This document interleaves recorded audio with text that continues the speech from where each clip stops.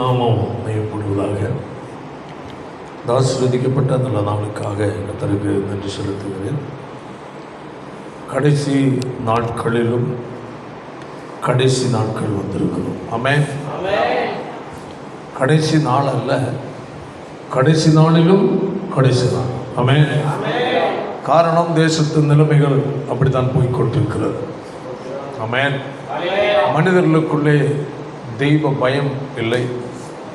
துணிகரங்கள், கொலைகள், கொள்ளைகள், அநியாயங்கள், ஏழைகளுக்கு இறங்குகிற மனநிலை உள்ள மனிதர்கள் குறைந்து கொண்டிருக்கிறார்கள்.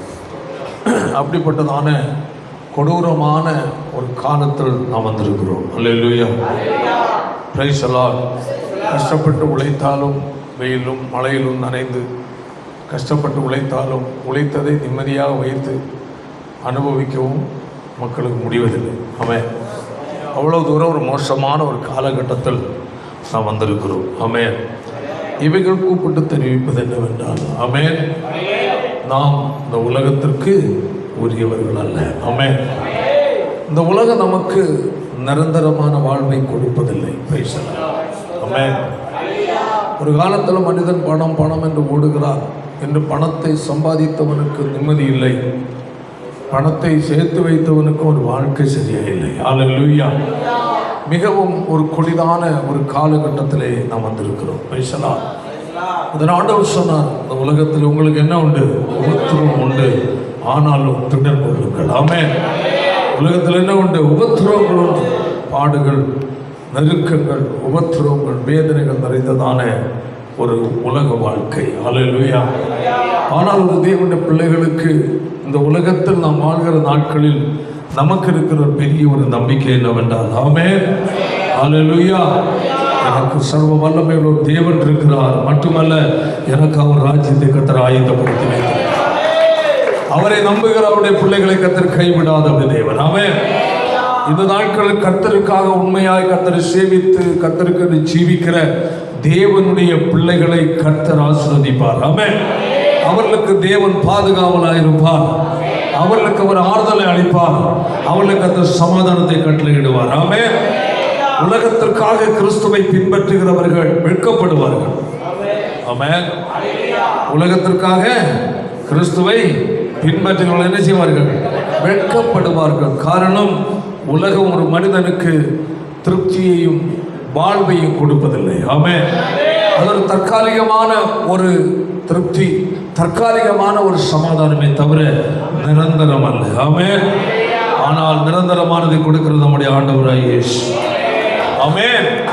அந்த நாட்களிலே வாசிப்போம் ஒரு வசனத்தை. ஸ்தோத்திரம். யோவான் எழுதின சுவிசேஷம் அதனுடைய 6வது அதிகாரம் 27ஆம் வசனத்தை வாசிப்போமாக. அழிந்து போகிற போஜனத்திற்காக அல்ல, நித்திய ஜீவன் வரைக்கும் நிலை நிற்கிற போஜனத்திற்காக கிரியை நடப்பியுங்கள். அதை மனுஷகுமாரன் உங்களுக்கு கொடுப்பார். பிதாவாகிய தேவன் முத்திரித்திருக்கிறார் என்றார். அல்லேலூயா. அழிந்து போகிற போஜனத்திற்காக அல்ல, price the Lord, praise the Lord, நித்திய ஜீவன் வரைக்கும் நிலை நிற்கும் போஜனத்திற்காகவே கிரியை நடப்பியுங்கள். ஆமென். அல்லேலூயா. இந்த 6வது அதிகாரத்தில் நாம் பார்க்கும்போது ஏராளமான காரியங்களை பார்க்க முடியும். இயேசுவை பின்பற்றி வந்த திரள் கூட்ட ஜனங்கள். ஆமென். அல்லேலூயா. அவருடைய தொடக்கத்தில் பார்க்கும்போது பாருங்கள், அதனுடைய 6வது அதிகாரம், ஸ்தோத்திரம், 1 முதல் ஒரு சில வசனத்தை வாசிப்போமாக. பின்பு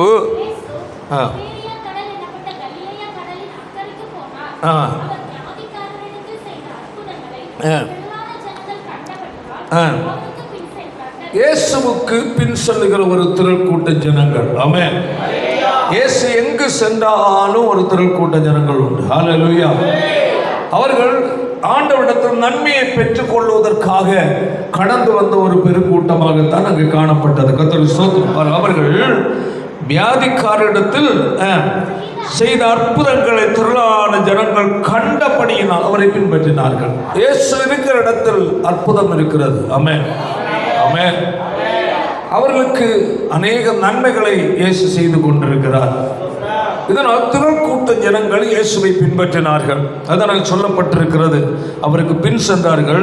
3ஆம் வசனம், மலையின் மேல் ஏறி உட்கார்ந்தார்.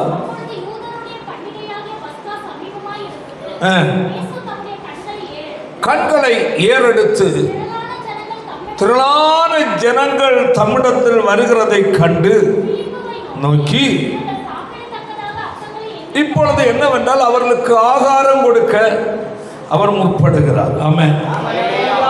அங்கு இயேசு ஜனங்களை பார்க்கும்போது, ஸ்தோத்திரம், இயேசு தமது கண்களை ஏறெடுத்து திரளான ஜனங்கள் தம்மிடத்தில் வருகிறதை கண்டு பிலிப்புவை நோக்கி, இவர்கள் சாப்பிடுகிறதற்காக அப்பங்களை எங்கே கொள்ளலாம் என்று கேட்டார். ஆமென். யாருக்கு சாப்பாடு? இயேசுவை பின்பற்றி வருகிற கூட்டத்திற்கு. அல்லேலூயா. ஏனென்றால் ஆண்டவராகிய இயேசுவை அவர்கள் பின்பற்றி வருகிறார்கள். பரலோக ராஜ்யத்துக்குரியதான வார்த்தைகளை அவர்கள் கேட்கிறார்கள். வியாதிகள் குணமடைகிறது. அல்லேலூயா. ஜனங்கள் எல்லாரும் இயேசு நெருக்குகிறார்கள். ஆமென். பாருங்கள், அதில் சொல்லும் போது, அவர்கள் வரும்போது அவர்கள் உணவு எடுத்துட்டு எல்லாரும் வரல.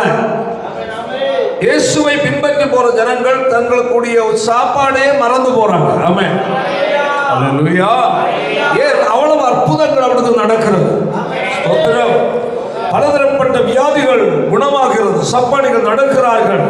ஊமைகள் பேசுகிறார்கள். ஆமென். குஷ்டரோகிகள் சுத்தமாகுகிறார்கள். ஹல்லேலூயா. இவைகள் எல்லாம் நடக்கும் போது ஜனங்கள் மொத்தமாகவே அவர்கள் வேறு எதையும் அவர்கள் யோசிக்கவில்லை. அல்லேலூயா. அற்புதங்களை கண்டவுடன் உணவையே மறந்து விட்டார். கையை வைத்தால் சொல்லுவோம். நம்ம சில இடங்களில் வேடிக்கை பார்க்க போவோம். அல்லேலூயா. பாருங்க, சில இடத்துல ஏதாவது ஒரு மேஜிக் பண்ணுவாங்க, இல்லை வேற ஏதாவது செஞ்சுட்டு இருப்பாங்க. பார்த்துட்டு ஒரு பொழுதுபோக்காக நிற்கிற டைமே மறந்துடும். அல்லேலூயா. கடைசியில் பார்த்தா தெரியும், அடா இவ்வளவு நேரம் ஆகி போச்சு, அட சாப்பிடணுமே, அப்போ தான் நம்ம யோசிப்போம். உலக பிரகாரமான ஒன்று செய்கிற ஒரு மனிதனுக்கு முன்பதாக சாப்பாடை கூட யோசிக்காமல் நிற்பான் என்றால், ஹல்லேலூயா, வானத்தை பூமி உண்டாகிற தேவனாகிய கர்த்தர் அவர் செய்கிற கிரியைகள் மனிதனிடத்தில் உலக பிரகாரமான எல்லாத்தையும் மறக்க வைத்து விட்டார். ஹல்லேலூயா. மெய் மறந்து நின்றுட்டு இருக்கிறாங்க. இப்போ அவர்களை பார்த்தோன்னு ஆண்டவர் பார்க்கிறார். ஐயோ, இந்த ஜனம் பசியோடு இருக்கிறார்களே. அல்லேலூயா. திரளான ஜனங்கள் வந்திருக்கிறாங்களே, இது வனாந்தரம் இடமாச்சு. அல்லேலூயா. குழந்தைகளும் இருக்கிறார்களே, அப்ப இவர்கள் பசியாக இருந்தால் என்ன செய்வாங்க? விழுந்துருவாங்க, கஷ்டப்படுவாங்க. அவர்கள் பசியை போக்க வேண்டும். ஹல்லேலூயா. ஆமென். அதெல்லாம் ஒன்று புரிந்து கொள்ள வேண்டும். இயேசுவுக்காக ஒரு மனிதன் ஒன்றை இழக்கும் போது, ஹல்லேலூயா, அவனுடைய காரியத்தை கர்த்தர் பொறுப்பெடுக்கிறார். ஆமென். உலக பிரகாரமாய் ஏதாவது ஒன்றை ஆண்டவருக்காக ஒரு நபர் மறந்துவிட்டார், அல்லேலூயா, அவனுடைய காரியத்தில் கர்த்தர் கர்சனை உள்ளவராக இருக்கிறார். ஜனங்கள் இயேசுவை பின்பற்றி போகும்போது உலகத்துக்குரிய காரியம், சரீரத்துக்குரிய போஜனத்தையும் மறந்து விட்டார்கள். ஆமென். அவருடைய சிந்தை பூரா இயேசு. கையை வைத்தாலே ஹல்லேலூயா. அநேக அற்புதங்களை பார்த்தபோது மெய்யாகவே ஒரு சாதாரணமானவர் அல்ல, இவர் தேவன், இவர் தேவனுடைய வல்லமை நிறைந்தவர் என்று ஜனங்களுக்குள்ள ஒரு மாற்றம் வந்து விட்டது. அதனால் அவர்கள் இம்மைக்குரிய தேவைகளையும் மறந்து விட்டார்கள். எதை மறந்தார்களோ அதை அவர்களுக்கு கர்த்தர் செய்து கொடுத்தார். ஆமென். ஆண்டவருக்காக ஒன்றனை விடுவாய் என்றார், ஆண்டவருக்காக ஒன்றனை இழக்க நீ துணிவாய் என்றார். ஹல்லேலூயா. உனக்காக நூறத்தனையார் நன்மையை கர்த்தர் அவர் முன்னராக வைத்தார். உன் தேவைகளை கர்த்தர் பூர்த்தி செய்வார். ஆமென். ஹல்லேலூயா. தேவனுக்காக ஒரு தீர்மானத்தை எடுக்க வேண்டும். ஆமென். பாருங்கள், பின்னானவைகளை மறந்து முன்னானவைகளை நோக்கி வாசிக்கிறவங்க. பிலிப்பியர்ல வாசிங்கள், பவுல் சொல்லுகிறார் அதனுடைய 3வது அதிகாரத்தில், சகோதரரை எண்ணுகிறதில்லை, பின்னானவைகளை என்ன செய்கிறேன்? மறக்கிறேன். அவைகளை நினைத்து கொண்டிருக்கவில்லை. அதை நினைத்து கொண்டே கடந்து பின்பற்றவில்லை. ஆமென். பழையதை நினைத்து கொண்டு வாழ்கிற வாழ்க்கை அல்ல கிறிஸ்தவ வாழ்க்கை. ஹல்லேலூயா. பழையதை மறந்து எனக்காக முன்னதாக ஒன்றை கர்த்தர் வைத்திருக்கிறார். ஆமென். அதில் மேலானது எனக்கு இருக்கிறது. ஹல்லேலூயா. அதை நான் அடைய வேண்டும் என்று அவர்களுக்குள்ள ஒரு பெரிய ஒரு விருப்பம் இருந்தது. வாசிப்பு அவசரத்தை சகோதரரே, பிடித்து கொண்டேன் என்று நான் எண்ணுகிறதில்லை, ஒன்றை செய்கிறேன், பின்னானவைகளை நான் என்ன செய்தேன்? மறந்து முன்னானவைகளை நாடி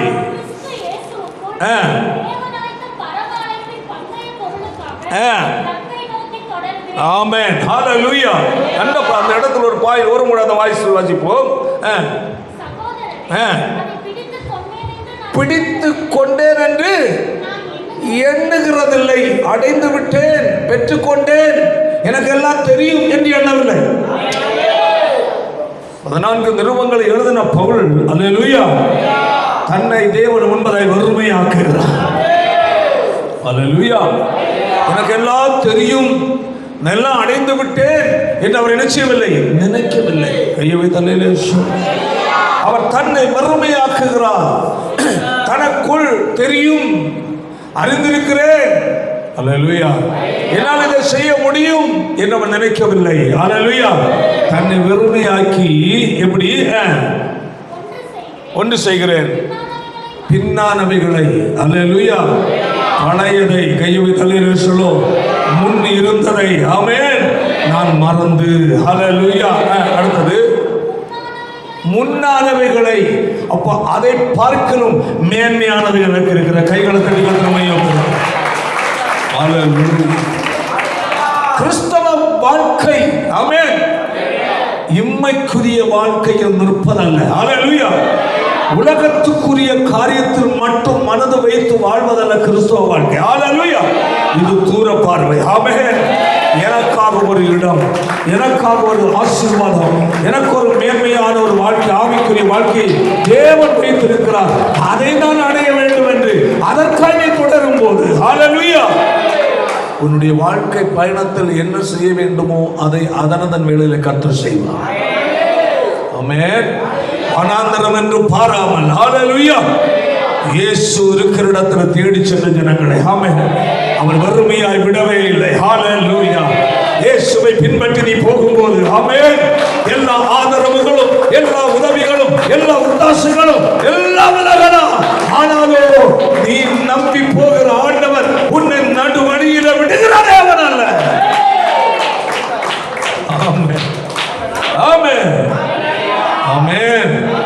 இயேசுவின் பின்னே போக துணிந்தே, இயேசுவின் பின்னே போக துணிந்தே, பின்னோக்கே நான், பின்னோக்கே நான், பின்னோக்கே நான், பின்னோக்கே நான், இயேசுவின் பின்னே போக துணிந்தே, இயேசுவின் பின்னே போக துணிந்தே, பின்னோக்கே நான், பின்னோக்கே நான், பின்னோக்கே நான், பின்னோக்கே நான், இயேசு என் முன்னே, உலகம் என் பின்னே, இயேசு என் முன்னே, உலகம் என் பின்னே, பின்னோக்கே நான், பின்னோக்கே நான், பின்னோக்கே நான், பின்னோக்கே நான், இயேசுவின் பின்னே போக துணிந்தே, இயேசுவின் பின்னே போக துணிந்தே, பின்னோக்கே நான், பின்னோக்கே நான், பின்னோக்கே நான், சிலுவையின் முன்னே சாத்தானின் பின்னே, சிலுவையின் முன்னே சாத்தானின் பின்னே, பின்னோக்கே நான், பின்னோக்கே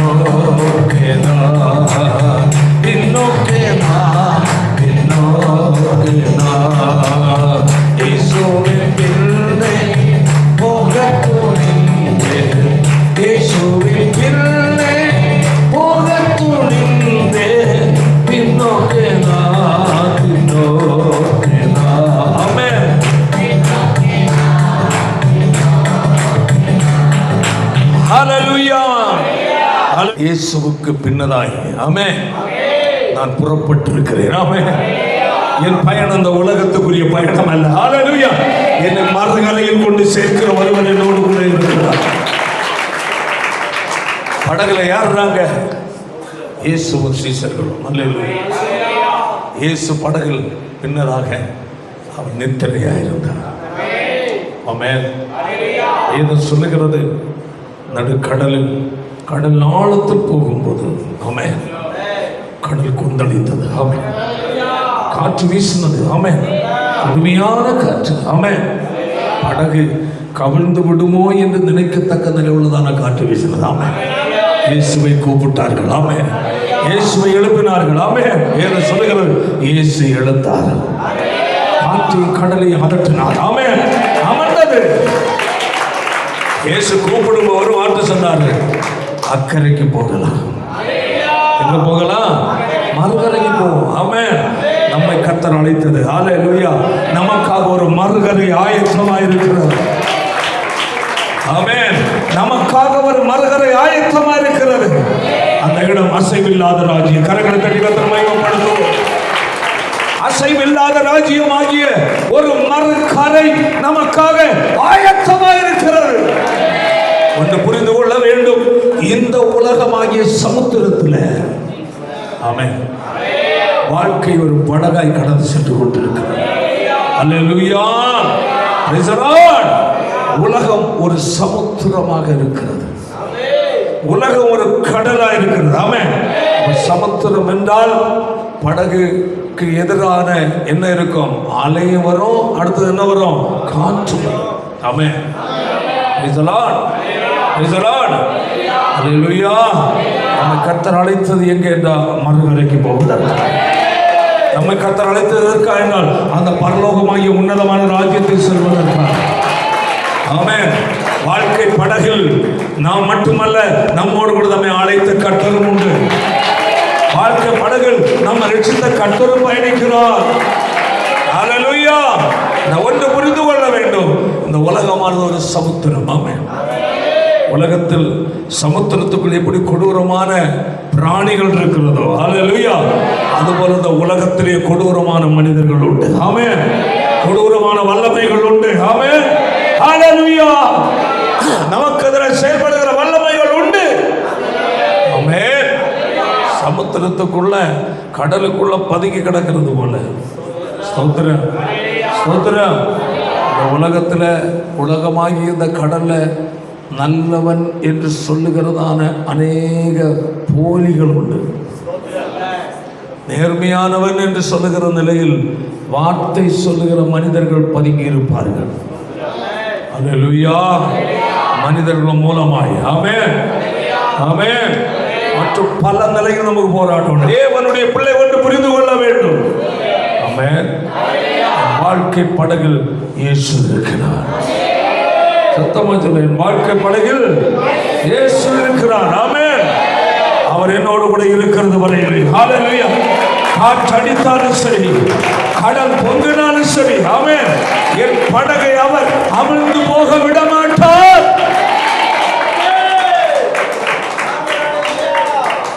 என் வாழ்க்கை படகை இந்த உலகத்தில் நினைச்சு விட மாட்டார். அமிழ்ந்து போக விடவே மாட்டார். என்னை மறுகரை கொண்டு சேர்ப்பார். கைகளை தட்டி கர்த்தரை மகிமைப்படுத்து. ஹல்லேலூயா.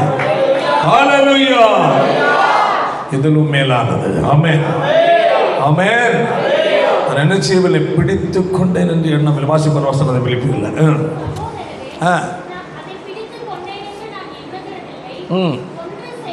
ஒன்றை செய்கிறேன், இதை மறந்து பின்னானவைகளை. அல்லேலூயா. ஒன்றை மறந்து விட்டால்தான், ஒரு கரையை விட்டாதான் மறுகரைக்கு நேராக போக முடியும். ஹல்லேலூயா. இருக்கிற சூழ்நிலையை வருத்தாதான் புதியதை நீ அடைய முடியும். அதையும் பிடித்து இதையும் பிடித்து வாழ முடியாது. ஆமென். ஹல்லேலூயா. ஹல்லேலூயா. அதையும் பிடித்து இதையும் பிடித்து வாழ முடியாது. ஆமென். ஒன்றதை விட்டாக வேண்டும். ஆமென். காரணம் உனக்குரிய பயணம். ஆமென். பயணம் சரியா போய் சேர வேண்டும் என்றால் ஒரு காரியை நீ விட வேண்டும். ஹல்லேலூயா. ஹல்லேலூயா. ஹல்லேலூயா. அதான் சொல்லுகிறார், நான் பிடித்துக் கொண்டு இருந்து எண்ணாமல் ஒன்று செய்கிறேன், பின்னானவர்களை என்ன செய்கிறேன், மறக்கிறேன். பழையதை மற. ஆமென். பழையதை மற. பழையதை நினைச்சிட்டு வாழாத. பாருங்க, அந்த 1 கொரிந்தியர் 9வது அதிகாரத்தில் 14 முதல் நினைக்க வாசிப்போம். ஓட்ட பந்தயத்தில் வாசிப்போம். பந்தய சாலையில் ஓடுகிறவர்கள் எல்லாரும் ஓடுவார்கள், ஆகிலும் ஒருவனே பந்தயத்தை பெறுவான் என்று அறிவீர்களா? ஹல்லேலூயா. அப்போ நமக்கு வாழ்க்கை ஒரு ஓட்டம், ஒரு பயணம். ஹல்லேலூயா. இங்கே சொல்லப்பட்ட என்னது? பந்தய சாலையில் ஓடுவது. கையை வைத்து அடைந்தால சொன்னேன், யுத்தம். ஆமென். ஹல்லேலூயா. எதிரியோடு போரிடுவதற்காக தேவனால் தெரிந்து கொள்ளப்பட்டதான யுத்த வீரர்கள். ஹல்லேலூயா. ஆமென். அடுத்தபடியே சொன்னேன், மைசலான் கடல் சமுத்திரத்தில் பயணிக்கிற ஒரு பயணம் உனக்கு. ஆமென். சமுத்திரத்துக்கு மேலே போனேன்னா படகுலையோ கப்பல்லையோ தான் போகணும், இல்லையா? அப்படிதானே? மைசலான் அது தரையில் வீல் இருக்குமா? சொல்லுங்க, இருக்கா? ஆமென். தரையில் பிடிப்பு இருந்தால் கவலாது. ஹல்லேலூயா. தரையில் பிடிப்புள்ள வாழ்க்கையில் கிறிஸ்தவ வாழ்க்கை. கையை உயர்த்தி ஹல்லேலூயா. உலகத்தை ஒட்டி வாழ்கிற வாழ்க்கையில் கிறிஸ்தவ வாழ்க்கை. கைகளை தட்டி கர்த்தரை மகிமைப்படுத்து. ஹல்லேலூயா. Praise the Lord. அப்போ தண்ணீர் என்றால் எப்படி தான் போகணும்? மிதந்து தான் போகணும். ஹல்லேலூயா. அப்போ படகு என்றால் எப்படி தான் போகணும்? மிதந்து தான் போகணும். கப்பல் என்றால் எப்படி தான் போகணும்? மிதந்து தான் போகணும். ஆமென். ஹல்லேலூயா. ஹல்லேலூயா. Praise the Lord. ஒவ்வொரு தேவனுடைய பிள்ளைகளும் விசுவாச கப்பல்ல பயணிக்கணும். ஆமென். ஆமென். ஆமென். ஒன்று புரிந்து கொள்ள வேண்டும், சமுத்திரத்தில் சுத்தி பார்த்தா கட்டிடங்களும் வீடுகளும் இளைப்பாறுதலுக்குரிய ஒன்றும் இருக்காது. இளைப்பாறுதல் எல்லாம் கப்பலுக்குள்ள வாகனம். ஹல்லேலூயா. ஆமென். ஒரு தேவனுடைய பிள்ளை எதிர்பார்க்கிற ஒன்றே ஒன்று, என் கரை வந்து விட்டதா, நான் செய்ய வேண்டி சென்று சேர வேண்டிய இடம் வந்து கொண்டிருக்கிறது. ஆமென். ஆமென். ஆமென். பயணிக்க பயணிக்க ஒரு முழம் ஒரு இன்ச்சு போனா கூட எனக்கு அது அருகில் நெருங்குகிறது. ஹல்லேலூயா. நின்ன இடத்துல நிற்கிறது இல்லை, நின்ன இடத்துல நின்று அங்கே அமர்ந்துருவோம். ஆமென். என்ன செய்கிறது? பயணம் சமுத்திரத்தில் சொல்லு போய்கொண்டிருக்கு. போகும்போது தான் அது நமக்கு அருகில் நெருங்கும். ஹல்லேலூயா. நின்று கொண்டிருந்தால் அது அங்கதான் இருக்கும். ஹல்லேலூயா. Praise the Lord. Praise the Lord. அநேகர் பாதியில நின்றுட்டு இருப்பாங்க. கையை வைத்து சொல்லுவோம். ஹல்லேலூயா. நீ பாதியில நிற்க வேண்டிய நபர் அல்ல. ஆமென். தொடர்ந்து பயணம் செய்ய வேண்டிய நபர் நீ. வாழ்க்கையில பல பிரச்சனைகள், போராட்டங்கள், கஷ்டங்கள், நெருக்கங்கள் வாழ்க்கைக்கு கடந்து வரும்போது ஆமென், முன்னோக்கி போகாதபடி தளர்ந்து போய் அமர்ந்திருக்கிற நேரங்கள் உண்டு. ஆமென். ஆமென். எலியாவுடைய வாழ்க்கையில் ஒன்று நடந்தது. கைகளவே தலையில சொல்லுவோம். ஹல்லேலூயா.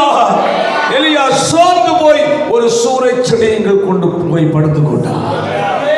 அவர் சொன்ன ஒரு வார்த்தை, போதும் கர்த்தாவே என் ஜீவனை எடுத்துக்கொள்ளும். என்ன சொன்னா? போதும் கர்த்தாவே என் ஜீவனை எடுத்துக்கொள்ளும். ஆமென். ஆமென். ஹல்லேலூயா. இனி எனக்கு வாழ்க்கை வேண்டாம். ஆமென். போதும் கர்த்தாவே என் ஜீவனை எடுத்துக்கொள்ளும் என்று சொல்லி சூரிய சிலைகள் படுத்துக் கொண்டார். ஆமென். கர்த்தர் அவனை அங்கு படுக்க விடவே இல்லை. ஆமென். உன் பயணம் இதோடு முடிகிறது அல்ல. உனக்கு ஒரு முன்னதாக ஒரு பயணம் இருக்கிறது. நீ சென்று சேர வேண்டிய ஒரு இடம் இருக்கிறது. வாழ்க்கையில சோர்ந்து போயிருக்கிற தேவனுடைய பிள்ளையே, பிரச்சனை போராட்டத்தில் போராட்டம், நெருக்கத்தில் நெருக்கம் என்று சொல்லி வியாகுலப்பட்டு கொண்டிருக்கிற தேவனுடைய பிள்ளையே, கர்த்தர் உன்னை பார்த்து சொல்லுகிறது என்னவென்றால், உன் பயணம் முற்றுப்புள்ளி ஆகவில்லை, இன்னும் தொடர்ந்து நீ பயணிக்க வேண்டி இருக்கிறது. ஹல்லேலூயா, ஹல்லேலூயா, ஹல்லேலூயா. பல சூழ்நிலை, நெருக்கங்கள், போராட்டங்கள் வாழ்க்கைக்கு கடந்து வரும்போது ஆமென், ஹல்லேலூயா, நாமே நம்ம தெரியாம சொல்லுங்க, ஆண்டவரே எதுக்கு நான் வாழ்ந்தேன், என்ன பொருள், ஆமென், என்னை எடுத்துக்கொள்ள ஆண்டவரே. Price the Lord.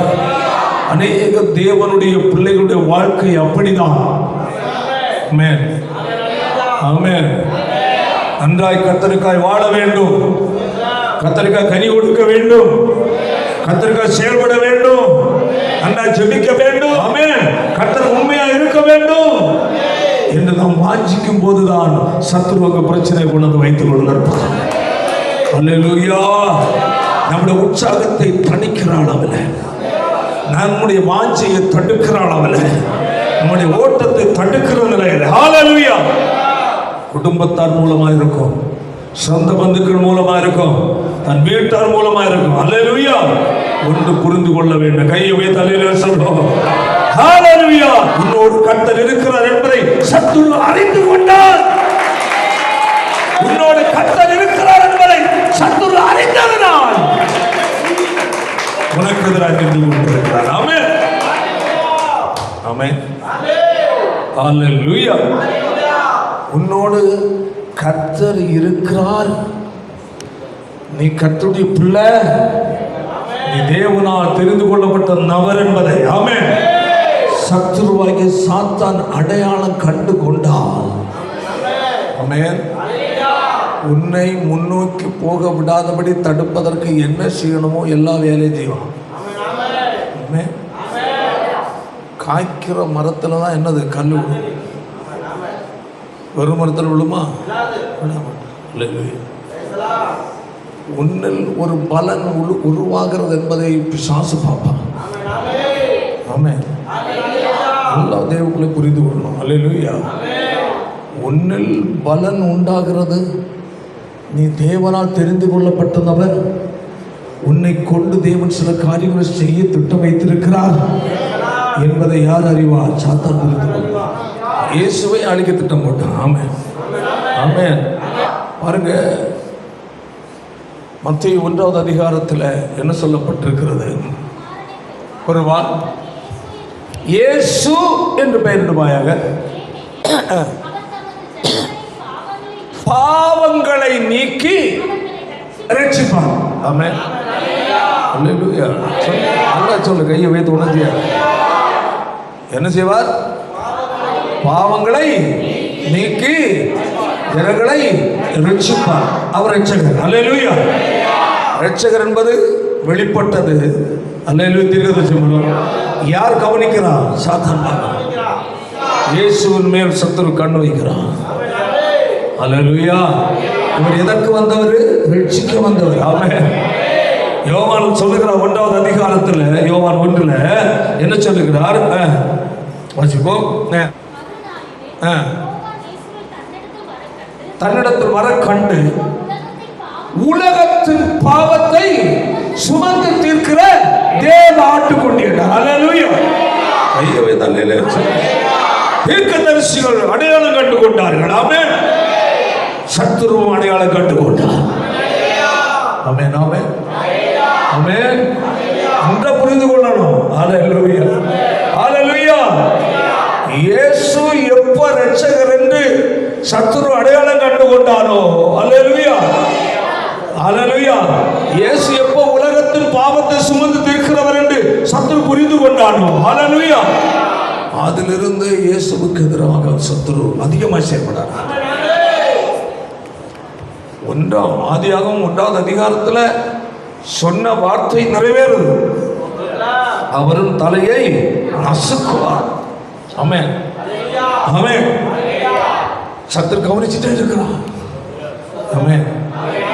தலையை நசுக்கிறதுக்கு ஒருவர் வெளிப்படுவாராம். முன்னதையும் தேவன் சொல்லிட்டார். அல்லேலூயா. அவர் வெளிப்படாம தடுக்கணும். ஆமென். கையை தலையில சொல்லும். அவர் உலகத்துல வெளிப்பட தடுக்கணும். ஆமென். அதற்கு என்னென்ன வேலை செய்யணும்? கையை வைத்தாலே சொல்ல. ஆமென், ஆமென். முதல் மனிதன், அது வாசிப்பான் வசம் உண்டா ஆதியாகமத்துல,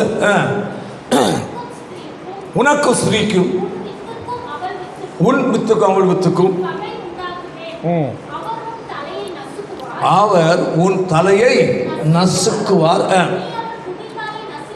அப்போ தலையை நசுக்குவார் என்பது சத்ருவாகிய சாத்தானுக்கு என்னது? அடி வர போகுது, அழிவு வர போகுது. ஆமென் என்பதாக அந்த தீர்க்க தரிசனம். அல்லேலூயா. இதை யார் புரிந்து கொண்டா? சாத்தான்.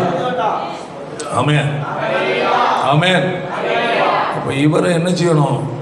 எந்த சன்னதியில வாராரு பாப்போம். பிசாசு கவனிக்கிறான். இவர் எந்த சன்னதியில வருவார்? ஏன்னா பரிசுத்தமான தேவனுடைய குமாரன். ஆமென், அல்லேலூயா. அப்போ அதே ஆதாமுக்கு 2 சன்னதி, ஒன்று ஆபேல், ஒன்று காயின். 2 பேரையும் பார்க்கிறான் பிசாசு. ஸ்தோத்திரம், ஸ்தோத்திரம். இதில் யாருடைய சன்னதியில் இயேசு வருவார்? என் தலையை நசுக்கிற எந்த சன்னதியில் வெளிப்படுவார்? ஆமென். 2 பேரும் ஆண்டவரிடத்தில் போகிறாங்க, காணிக்கை செலுத்த ஆண்டவர் ஆராதிக்க போகிறாங்க. அல்லேலூயா. ஆபேலுடைய ஆராதனை தேவனுக்கு பிரியமா இருந்தது. காயினுடைய ஆராதனை தேவனுக்கு பிரியமா இல்லை. ஆபேலுடைய ஆராதனை ஆண்டவருக்கு பிரியமா இருந்து என்று சொன்ன உடனே அவன் மேல் ஒரு புள்ளி வச்சான். இந்த சன்னதி தான் என் தலையை நசுக்கிறதுக்காக வரப்போகிற இதே சன்னதி நான் வருவார். நான் புரிந்து கொண்டேன். என்ன திட்டம் போட்டான்? அவனுடைய சகோதரனை கிளம்பி விட்டான். அவன் உயிரோடு இருந்தா தானே என் தலையை நசுக்கிற சந்தை அவன் சந்தையில் வரும். இங்கே மூலையிலேயே கிள்ளிடலாம்.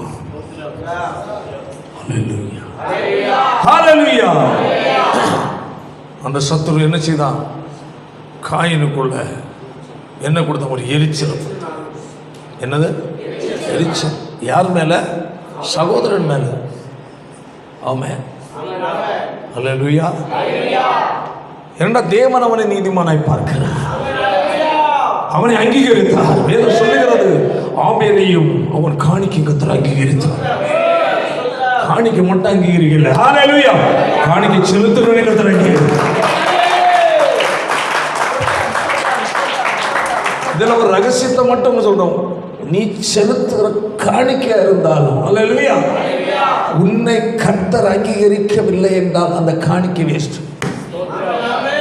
புரியுதா இல்லையா? ஆமென். அதனால் எந்த பலனும் கிடையாது.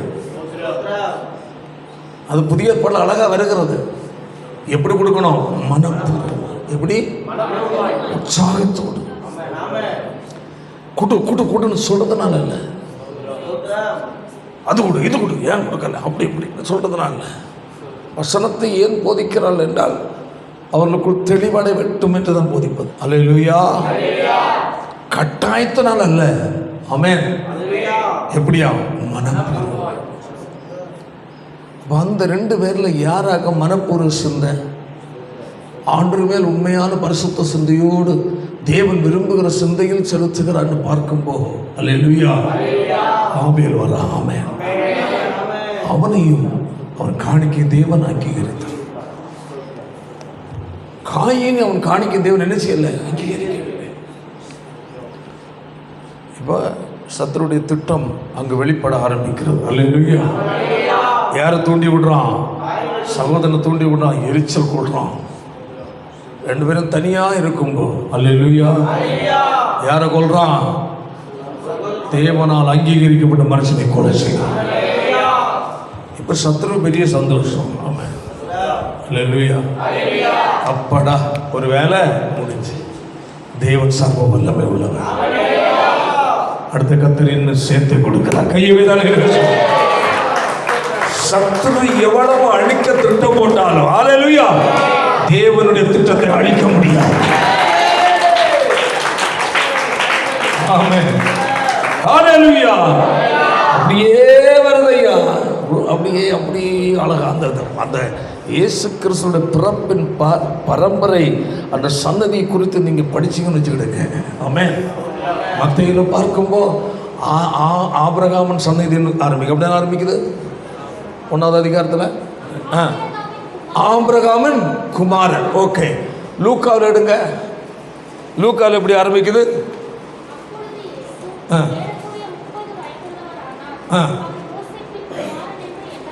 இயேசு எங்க?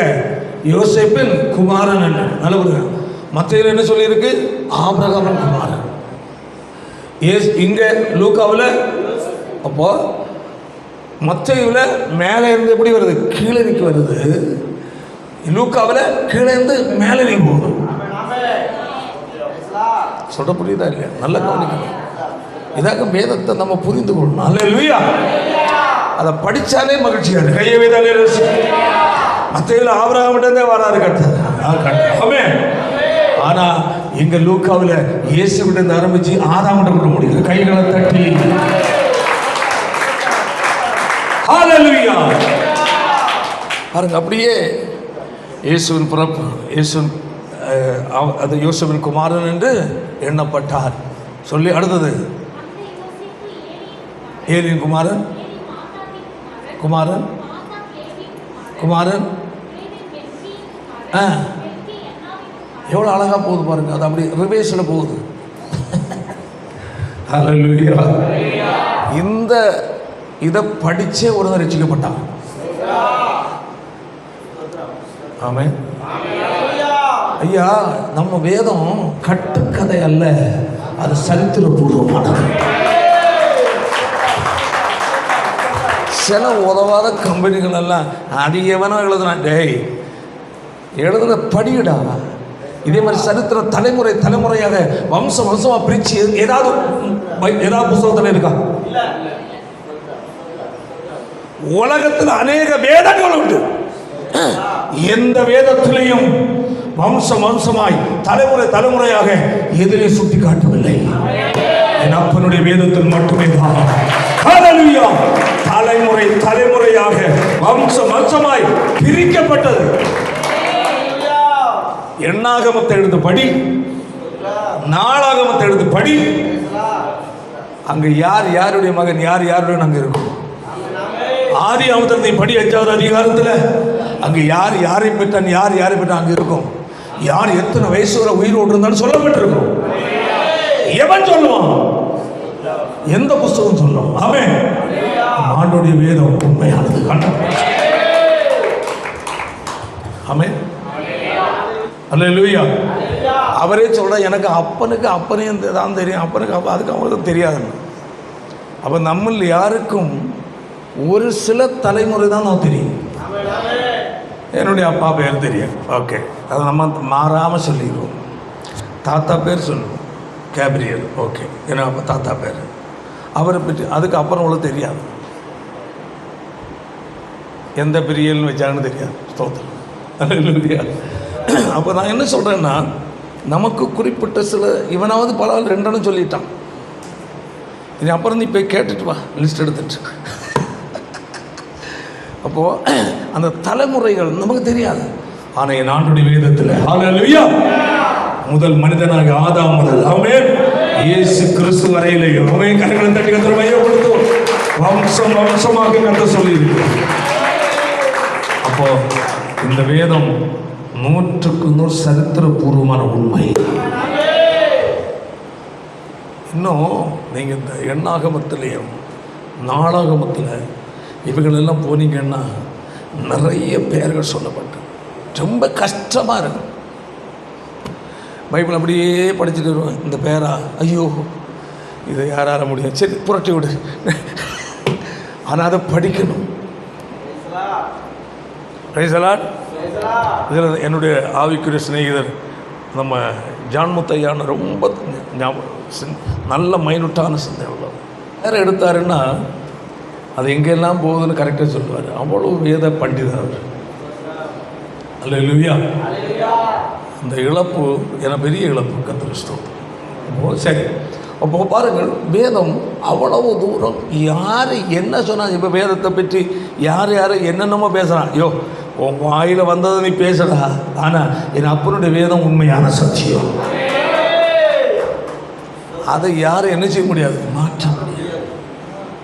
நீ எவ்வளவு மாற்றி எழுது, ஆனால் இயேசு என்று ஜீவிக்கிறார். அவர் ஜீவன் உள்ளவர். ஆமென். அந்த இயேசு உனக்காக சிலுவையில் மரித்தார். இந்த இயேசுவை அழிக்கிறதுக்கு பிசாசு திட்டம் போடுறான். ஆதியாமத்தில் இருந்தே பிளான் பண்ணான், முதல் மனிதன்லேருந்து. அது நிறைய இடையில இருக்குது பிரிவு, அதெல்லாம் எனக்கு மெமரியில் இல்லை, எல்லாரும் சொல்லிடுவேன். அப்படியே வருஷம் வருது. ஸ்தோத்திரம். இயேசு வந்தோடனே பிசாசு உஷாராயிட்டான். இவர் நம்ம தலையை நசுக்க போகிறார். அப்போ இவர் நசுக்கிற முன்னே அவரை நம்ம முடிச்சிடணும். ஹல்லேலூயா. அந்த மலையில சொல்லுவோம். எவ்வளோ அழகான அவருடைய இயேசுவின் பிறப்பை குறித்து சொல்லுவோம். லூக்கான ரொம்ப அருமையான அந்த 2வது அதிகாரம் 3வது அதிகாரம் படித்தா ஆச்சரியமாக இருக்கும். ஸ்தோத்திரம். ஒவ்வொரு எழுத்து சிந்திக்க வைக்கும். ஹல்லேலூயா, ஹல்லேலூயா. அப்பவுமே அவர் பிறப்பதற்கு முன்னையே குழப்பத்தை உண்டு பண்ணலாம். ஆனால் யோசிப்போடு கர்த்தர் பேசினார். ஆமென். இனி ஃபுல் கவனம் யார் மேல? இயேசு மேல. இவரை தட்டிட்டா புதிய ஏற்பாட்டில் ஒரு சபை ஒன்று இருக்காது. பரலோகத்தில் இயேசு மனவாட்டி ஆக்கிடுவோம் திட்டம் போடுறோம் பாருங்க. அல்லேலூயா. அப்பப்ப காட்டுறாங்க இவர் யார். கையை தலையில சொல்லுவோம். உலகத்தின் பாவத்தை சுமந்து இருக்கிறார். ஆமென், ஆமென். இவன் தான் யார் ரட்சகர். அல்லேலூயா சொல்ல வாய்த்திருக்கு. அல்லேலூயா. இது தேவதூதன் சொன்னது மட்டுமல்ல. Price the Lord. அப்போ மற்ற மக்களும் மற்ற ஜனங்களும் சொல்றாங்க, யோவான் சாமி சொல்றாரு. அல்லேலூயா. அப்படி உறுதிப்பட்டுட்டே வருது. கர்த்தர் ஸ்தோத்திரம் உண்டாதாக. ஆமென். விட்டு வச்சான் 30 வயசு வரை பார்ப்போம். 30வது வயதில் அவர் என்ன செய்தார்? ஞானஸ்நானம் எடுத்தார். அல்லேலூயா. ஞானஸ்நானம் எடுத்தோன்னு பார்த்தா இனிதான் இவரை கிளியர் பண்ணும். 4வது அதிகாரத்தில் நம்ம பார்க்கும்போது அல்லேலூயா 3 விதத்தில் இயேசுவை அழிக்க திட்டம். ஆமென். அதாவது அவர் பிதாவின் சித்தத்தை செய்ய வந்தார். ஆனால் அவர் மாம்சத்தில் வெளிப்பட்டார். அவர் மாம்சத்தில் வெளிப்படாமல் தேவனாக வெளிப்பட்டால் நமக்கு ரட்சிப்பு உண்டாகாது. நமக்காக ரத்தம் சிந்தப்பட வேண்டும். ஆமென். அந்த ரத்தம் குற்றமற்ற ரத்தமாக இருக்க வேண்டும். ஆமென். அவர் பரிசுத்தமானவராக இருக்க வேண்டும். ஆமென். தேவன் ஒருவரை தவிர பரிசுத்தர் யாரும் இல்லை. அதற்காக அவரே வந்தார். அல்லேலூயா. ஆமென். ஸ்தோத்திரம். பாருங்க, ஞானஸ்நானம் பெற்று 40 நாள் என்னது இரவும் பகல் எப்படி ருசியாமல் குடியாமல் மாட்டேன் ரொம்ப களைப்புள்ளவராக வாரார். அந்த களைத்த நேரத்தை யார் பார்த்துட்டு இருக்கிறார்? நல்லா கவனிக்கணும். அப்போ பாருங்க, அவர் களைத்து வார நேரம். 40 நாள் தண்ணியும் குடிக்கல, சாப்பாடும் சாப்பிடல. அப்போ எவ்வளோ களைப்பு இருக்கும்? அல்லேலூயா. ரொம்ப முடியாம, ஏன்னா அவர் சரீரத்தில் மாமிசத்தில் இருக்கிற சார். ஆமென். அந்த மாமிச சரீரத்தில் இருந்தால் கட்டாயம் என்ன இருக்கும்? களைப்பு இருக்கும். ஆமென். அதான் நம்மை போல அவர் என்ன செய்தார்? பாடுபட்டார். களைப்புன்னா என்னன்னு யாருக்கு தெரியும்? இயேசுவா தெரியும். பசின்னா என்னன்னு யாருக்கு தெரியும்? இயேசுவா தெரியும். ஹல்லேலூயா. சரீர வலி என்றால் யாருக்கு தெரியும்? இயேசுவுக்கு தெரியும். ஏன்னா அவர் அந்த சரீரம் உடையவராக தான் வழியில் வந்தார். எபிரேயர் அழகா சொல்லி இருக்கு பாருங்க. அந்த வசனத்தை எடுத்து வாசிங்கள். எபிரேயர்ல அதனுடைய எபிரேயர் 4வது அதிகாரம் 15-16 வாசிக்கிறது. இப்போ நம்முடைய பலவீனங்களை குறித்து பரிதபிக்க கூடாத பிரதான ஆசாரியர் நமக்கு பார்க்கிறாமல் எல்லா விதத்திலும் நம்மை போல் சோதிக்கப்பட்டும் பாவம் இல்லாதவராய் இருக்கிற பிரதராஜன் கரங்களை தட்டி கர்த்தரை மையப்படுத்துவோம். ஹல்லேலூயா, ஆமென். அப்போ நம்முடைய கஷ்டம், நம்முடைய பலவீனம், நம்முடைய சோர்வு, நம்முடைய குழப்பம், நம்முடைய வியாகுலம், வேதனை எல்லாம் யாருக்கு தெரியும்? இயேசுவுக்கு தெரியும். ஏன்னா அவர் அந்த பாதையில் தான் கடந்து வந்தார். ஹல்லேலூயா, அதான் சொல்லுகிறார், நம்முடைய பலவீனங்களை குறித்து பரிதபிக்க கூடாத பிரதான ஆசிரியர் நமக்கு ராமல். ஓ, நல்ல கவனி. அவர் தேவனாய் இருந்தால் பாடுபட வேண்டியதில்லை. தேவனுடைய தேவனாக தேவனுடைய பரலோகத்தில் இருந்த அந்த மகிமையின் சாயலில் இருந்திருந்தால் மாம்சத்தில் நாம் படுகிற கஷ்டம், வேதனை, பாடுகள் அவருக்கு தெரியாது. தெரியும், ஆனால் தெரிந்ததை நம்மால் புரிய முடியாது, நம்ப முடியாது. ஏன்? அவரும் தேவன் அல்லவா, அவருடைய சரீரம் மகிமையின் சரீரம் அல்லவா. அவர் ஏதோ யூகத்தில் சொல்கிறாரு நம்ம நினைச்சிட்டு இருந்த மாதிரி இருக்கும். அல்ல. ஹல்லேலூயா. பாடு எவ்வளவு தூரம் இருக்கும், ஆமென். பசி எவ்வளவு தூரம் இருக்கும், ஆமென். பசி இருந்தால் உடம்பு களைப்பு எவ்வளவு, ஆமென். தண்ணி குடிக்கலன்னா எவ்வளவு களைப்பு இருக்கும், ஆமென். நடந்தா எவ்வளவு வலிக்கும், ஹல்லேலூயா. அடி வாங்கினா உடம்பு எவ்வளவு வலிக்கும். மாமிச சரீரத்தில் இருந்த உடம்பு என்ன வலி இருக்கும் என்பதை குறித்து தெளிவாக அதை அனுபவித்தவரான அப்போ நம்முடைய வலியை குறித்து அவருக்கு என்ன சொல்லணும்டா சொல்ல வேண்டிய தேவை கிடையாது. ஆமென், ஆமென். பாடுகள் வழியா போகும்போதே கர்த்தர் பாப்பார், என் மகனுக்கு இவ்வளவு பாடுகள் இருக்கும். பரிகாசத்தை குறித்து ஒருத்தர் பரிகாசம் பண்ண எவ்வளவு மனவேதனை இருக்குன்னு அவருக்கு தெரியும். காரி துப்பும்பா தெரியும் எவ்வளவு அவமானம் என்று. கன்னத்தில் அறைந்தால் வலி எவ்வளவு இருக்கும் என்று அவருக்கு தெரியும். ஹல்லேலூயா. அவர் அவமானத்தை சகித்தார். கைகளை தட்டி கர்த்தரை மையப்படுத்தும். ஹல்லேலூயா. அந்த பக்தன் பாடுகிறார், மீட்பரேசு கிரூசில் தொங்கினாரே, மூன்றாணி மீது காயமடைந்து, மூன்றாணி மீது காயமடைந்து, இயேசுவே கல்வாரி சிலுவையில் ஏறி ஜீவன் தந்திடா வீடில், இயேசுவே கல்வாரி சிலுவையில் ஏறி ஜீவன் தந்திடா வீடில், ஏழையானின் பாவ பாரங்களை எங்கு சென்று தீர்த்து கொள்ளுவே, பூவில் எங்கு சென்று தீர்த்து கொள்ளுவே. மீட்பர் இயேசு கிரூசில் தொங்கினாரே, மூன்றாணி மீது காயமடைந்து, மூன்றாணி மீது காயமடைந்து. ஹல்லேலூயா. அதுதான் சொல்லப்படும், நம்முடைய பலவீனங்களை குறித்து பரிதபிக்க கூடாத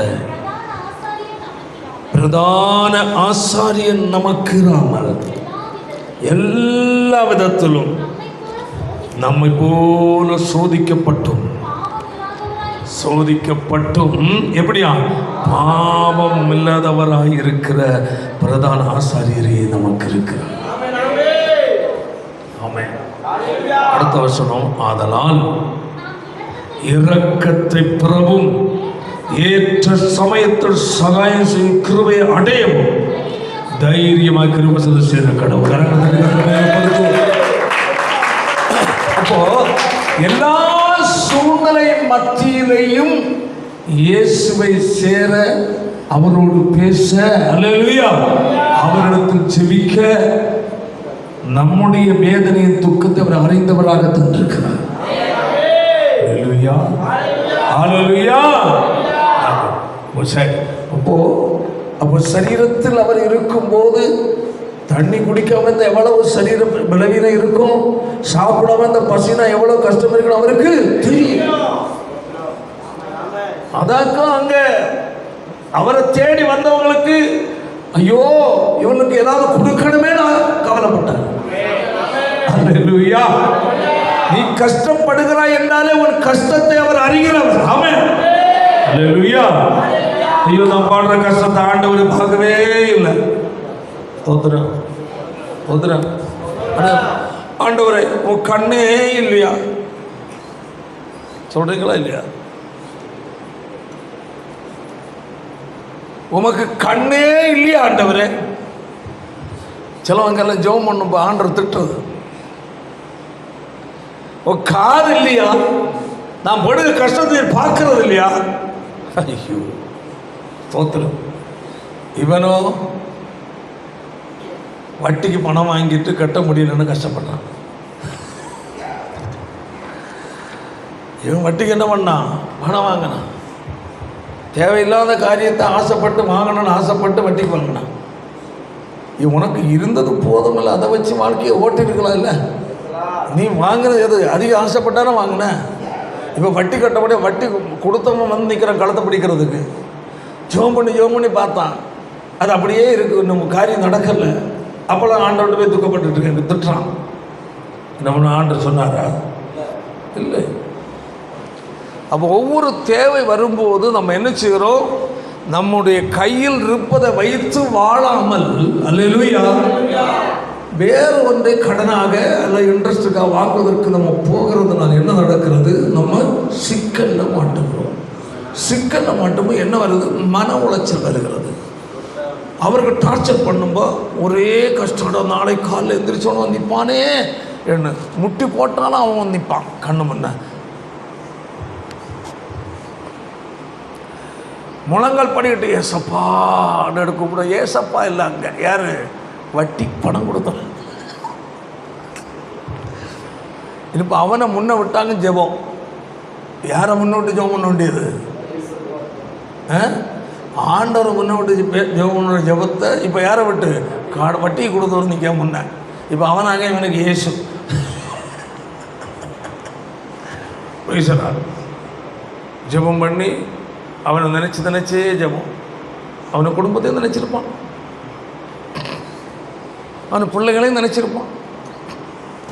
பார்த்தீங்களா நம்ம ஜெபத்தினுடைய தவறான ரூட்டு எங்கே போகுது? ஆமென். அப்போது மேக்சிமம் ஒரு தேவனுடைய பிள்ளை கடன் வட்டிக்கு வாங்காமல் வாழ்வது பாக்கியம். ஹல்லேலூயா.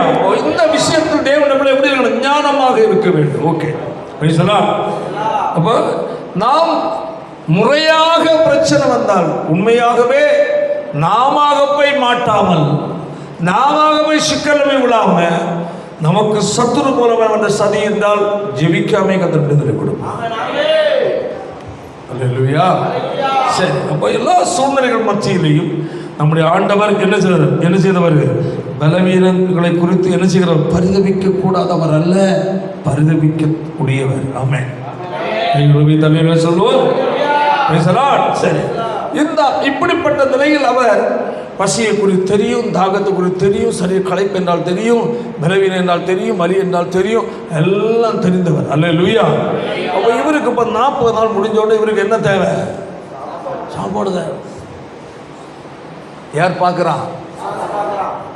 மாட்டிட்டார் இயேசு. சாத்தான் நினைச்சது என்னது? இயேசு நம்ம கையில் மாட்டிட்டார். இவருக்கு இப்போ என்ன தேவை? சாப்பாடு. பசிக்குது, தண்ணி வேணும். இந்த இடத்துல நம்ம கொடுக்குற ஐடியா தான் இவருக்கு செட் ஆகும். பிசாசு நிறைய தந்திரமான ஐடியா கொடுப்பான். அல்லேலூயா. டெக்னிக்காக யோசித்திருப்பான் பிசாசு. இப்போ அவருக்கு சாப்பாடு வேணும். அப்போ இவர் தேவகுமாரன்னு சொல்கிறாரு. அப்போ கட்டாயம் இவர் என்ன செய்ய முடியும்? கல்லை அப்பமாக்கலாம். கொண்டு போட்டுரும் ஒரு போர்டு, நம்ம சொல்கிறதுக்கு அவர் கீழ்படியட்டு. அப்படியே வந்தான். ஆண்டவரே நீர் யார்? அந்த வருஷம் பாயிண்ட் வாசிப்போம்.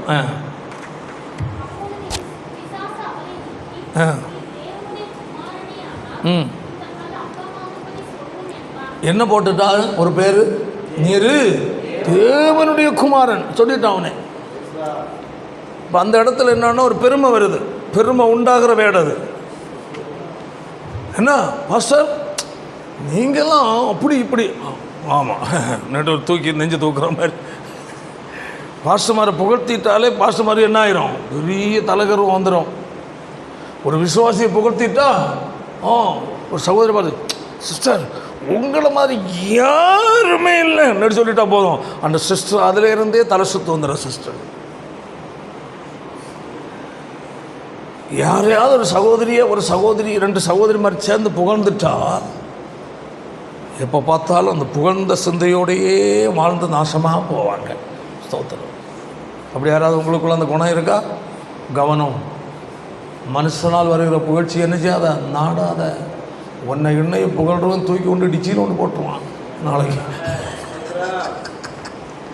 அல்லேலூயா. என்னை மதிக்கவில்லை, என்னை இப்படி பேசிவிட்டார், பேசட்டுமா? அதுக்கு அதை கேட்குறதான் நீ இருக்கிற. அல்லேலூயா. நான் போன போது இப்படி சொல்லிவிட்டார்கள், அதனால் நான் அங்கே போக மாட்டேன். இதெல்லாம் பேச்சா? ஸ்தோத்திரம். தேவையில்லாத கதை. அல்லேலூயா. அப்போ அந்த புகழ்ச்சி இயேசுகிட்ட வரான், நீ தேவனுடைய குமாரனானால் இந்த கல் என்ன செய்யும்? அப்பமாகும். என்னது? பசியா இருக்கிறீர், உமக்கு தேவை இப்போ என்னது? பசி ஆறணும். ஐடியா சரியா இல்லையா? சரி. என்னடா நினைச்ச நீ பிசாச? இப்போ பாரு, நான் தேவனுடைய குமாரனா இல்லையா என்று நான் நிரூபித்து காட்டுறேன். கல்லுகள் அப்பமாகுவதாக என்று சொல்லியிருந்தா இன்னைக்கு எல்லா மலையும் அப்பமாக தான். இப்போ பிசாசு தேவனுடைய சிருஷ்டிப்பையே என்ன செய்யுது? குழப்பறதுக்கு திட்டம் போடுறான் பாருங்க. அன்னைக்கே ஒன்று செஞ்சாங்க ஏதோ இல்லை. ஆமென். அதை புரிந்து கொள்ளணும். தேவனுடைய என்னது? சிருஷ்டிப்பையே மாற்றுவதற்கு திட்டம் போடுறான். யாத்தா சொன்னோன்னே அவன் என்ன நினைச்சான்னா, ஆண்டவர் நான் சொல்லி சொன்னோன்னே நான் தேவனுடைய குமாரனா இல்லைன்னு நான் நிரூபித்து காட்டுன்றா. ஹேய், தேவன் அவர் யார் தெரியுமா? இவனுக்கு தெரியுமா? ஏதாவது பிசாசு? அவருடைய அறிவு எவ்வளோ பெருசு. அல்லேலூயா. அவரோட வல்லமை எவ்வளோ பெருது. அவர் அதை அனுபவிச்சே தான் வெளியே வர்றேன்னு அவருக்கு தெரியும். அந்த இடத்துலையும் அல்லேலூயா அவராக உண்டாக்குறதில்லை, அவருக்கு தேவ தூதர்கள் வருவார்கள். அவருக்குரியது மேலே இருக்கு. ஆமென். பிதாவின் சித்தத்தை செய்ய வந்தார். அவர் அங்க சாத்தானிடம் போய் போட்டி போட்டு கிடக்க அவர் வரல. அல்லேலூயா. பிதாவின் சித்தத்தை நிறைவேற்ற வந்தார். அதனுடைய ஆரம்பம் தான் இது. அவருடைய நிலையை அறிந்து அங்கு செயல்பட்டார். அதே போல ஒரு தேவனுடைய பிள்ளையினுடைய நிலையை அறிந்து சத்துருக்கிறீர்கள். ஏசாவனுடைய நிலையை அறிந்து அங்கு செயல்பட்டார். சேஷ்டபுத்திர பாகம் அப்படிதான் இருந்தது, கஷ்டப்பட்டார். அல்லேலூயா. யூதாஸ் அறிந்து செயல்பட்டார். அல்லேலூயா. அதை புரிந்து கொள்ளணும். கையை வைத்து அல்லேலூயா சொல்ல பயத்தில். ஆமென். இயேசுவுக்கு பசி இருக்கிறது, தாகம் இருக்கிறது. இப்ப அவருக்கு கட்டாயம் பசிக்குரியதான ஆகாரம் தான் தேவைன்னு அறிஞ்சு அந்த இடத்துல வந்து கரெக்டா நிற்கிறான் ஜாதான். அவர் என்ன சொன்னார் தெரியுமா? இயேசு மனிதன் பிசாச நீ நல்லா புரிஞ்சுக்க. எப்படி பிசாச? நீ சொல்றதுக்கு ஆண்டு சொல்ற பிசாசை பார்த்து சொல்லணும், அட பொல்லாத பிசாச நல்லா புரிஞ்சுக்கணும். அது நம்ம சொல்ல வேண்டியது. ஆமாம், என் ஆண்டவர் அல்லேலூயா. மனுஷன் அப்பத்தினால் மாத்திரமல்ல, தேவனுடைய வாயிலிருந்து புறப்படுகிற ஒவ்வொரு வார்த்தையாலும் பிழைப்பார். கையை வைத்தாலே சொல்லும். அதில் சொன்ன உடனே பார்த்தா பிசாச இவருடைய வீக்னஸ், இவருடைய சூழ்நிலை, இவருடைய நிலை, சரீர கண்டிஷன், பலவீனம், ரொம்ப முடியாமல் நிற்கிறாரு. இப்பொழுது நம்ம சொல்கிறது செய்வான்னு பார்த்தா அது செய்கிறான் இல்லை. சாத்தான் சொல்கிறத செய்கிறதுக்கல்ல நம்ம. ஆமாம், நமக்கு மேலே இருந்து பாருங்க. ஹல்லேலூயா. ஒரு தேவனை போல புரிந்து கொள்ளணும். இந்த உலகத்தில் உனக்கு ஆலோசனை ஐடியா கொடுக்கிற நிறைய பேர் உண்டு. ஆனால் உன்னதத்தில் வருகிற தேவனுடைய பதிலுக்காக நீ காத்து. ஆமென். ஹல்லேலூயா. Praise the Lord. மனுஷ ஆலோசனை உன்னை படுகொலியில் தள்ளும். நீயாக செய்கிற சில காரியங்கள் சுய விருப்பத்திற்காக சுய ஆசையை நிறைவேற்ற நீ செய்வது உனக்கு வேதனையை உண்டு பண்ணும். ஹல்லேலூயா. ஆனால் கர்த்தர் செய்வது உனக்கு வேதனை அல்ல, மகிழ்ச்சியை கொண்டு வரும். அதுதான் மனுஷனை பத்திரா மாத்திரமல்ல, தேவனுடைய வாய்ந்து புறப்பட ஒவ்வொரு வார்த்தைனாலும் தொலைப்பா போடா சாத்தான். அடுத்து என்னாச்சு? அடுத்து என்ன செய்தான் பாருங்க.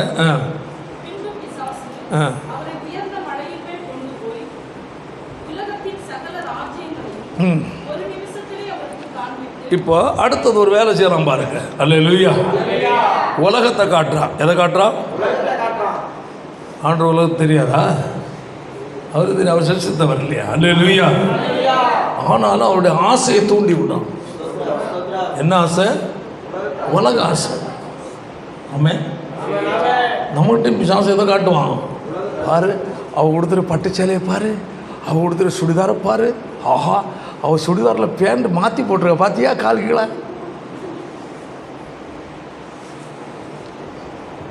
அதை பார்த்தியா? அந்த ஸ்டைலு துணியே வேண்டாம், கட்டிங் பீஸ் மட்டும் போதும். என்னது கட்டிங் பீஸ்? இதெல்லாம் காட்டுவான்.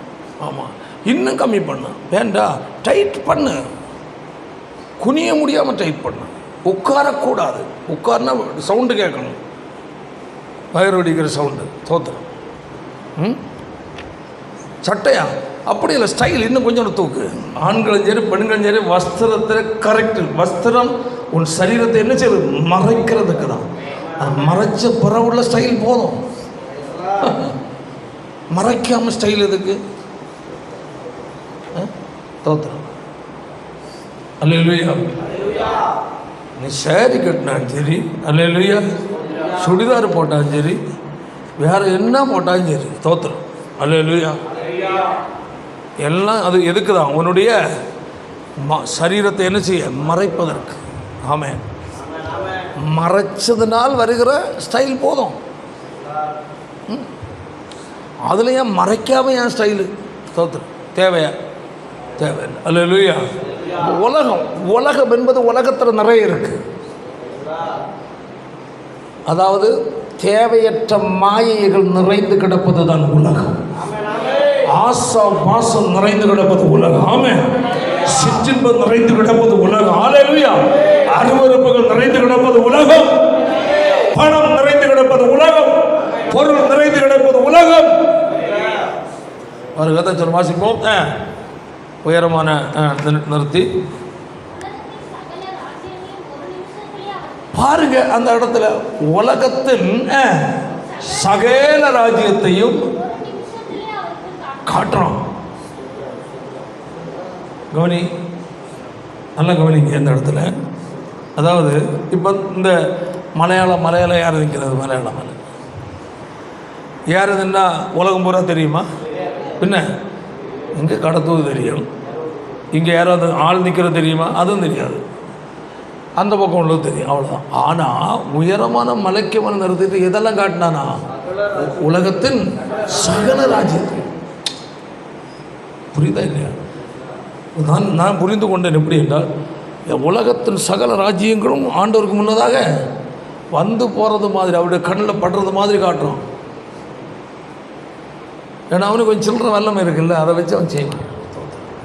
அல்லேலூயா. காண்பித்து எப்படி காண்பிச்சிருப்பான் பார்த்தீங்களா? இவ்வளவு நாடு இருக்குது, இவ்வளோ தேசங்கள் இருக்குது, இவ்வளோ ராஜ்யம் இருக்குது, இதுக்கு எல்லாத்துக்கும் நீர் யாராக மாறிடலாம்? தலைவனாக மாறிடலாம். ஒரு பெரிய சர்வாதிகாரியை ஆட்சி செய்யலாம்.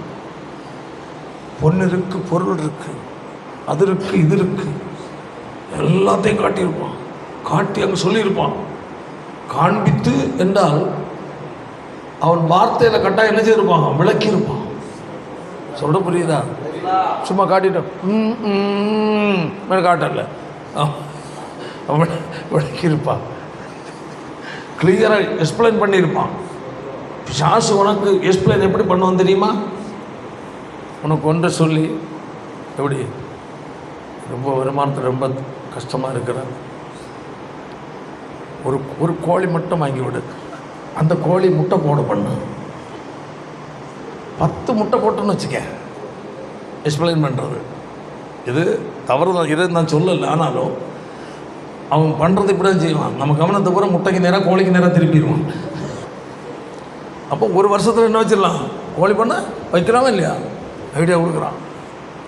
இதே மாதிரி பேசுகிற நான் நினைக்கிறேன், உலகத்தில் சகல ராஜ்யத்தையும் எக்ஸ்பிளைன் பண்ணியிருக்கிறான் ஆண்டவர் முன்ன, விளக்கம் கொடுத்துருக்குறான். அப்போ அப்பத்துக்கும் கட்டாயம் ரொம்ப விளக்கம் கொடுத்துருப்பான், கல் அப்பாங்கிறது ரொம்ப விளக்கம் கொடுத்துருப்பான். ஏன்னா அந்த கவனம் திரும்பணும் இல்லையா, ஏதெல்லாம் அப்படி தான் விளக்கம் கொடுத்தான். அல்லேலூயா. அங்கேயும் விளக்கம் கொடுத்தான் இல்லையா, நிறைய சொல்லுவேன், எல்லாம் எழுதுன பைபிள் தாங்காது. ஆமென். அல்லேலூயா. விளக்கம் கொடுத்து வாசிப்போம்.